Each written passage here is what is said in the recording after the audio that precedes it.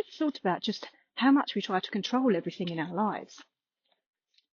We plan, we list, map things out. Why? And some say if you fail to plan, you plan to fail. And that could be relevant for small, tiny tasks on a daily basis. The problem is, in the bigger picture, we're trying to control our reality, which is impossible. We're just a tiny speck of stardust in this expansive universe, and yet we believe we have an element of control. And what we're missing is there is no certainty. Plans, lists, expectations are created from our conditioning, repeated patterns of behaviour and thought coming from ego, who we think we are. And we create in a box or a cage all around us that strengthens expectation that cannot be met. Control is exhausting. We're locked in overthinking, worry and resistance.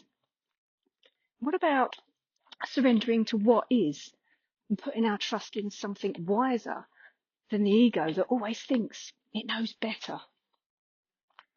And surrender doesn't mean we give up on life. It means allowing, not forcing, listening, not pushing. It's understanding that we don't need to know every step, only the next one. And when we stop fighting life, we receive through our intuitive channel. In the very present moment, we're making choices from a subtle nudge that can create another reality, a completely different reality. One not based on fear or control. Control is all about fear of the unknown. The ego micromanaging every step. And the higher self thrives on uncertainty, because that's where possibility lives, that core part of us that's hiding behind the ego. And the ego says, I must make this happen, whereas intuition will say, let me show you how it can happen. And when we surrender, we switch from force to flow. So, for example, following a nudge when logic tells you shouldn't.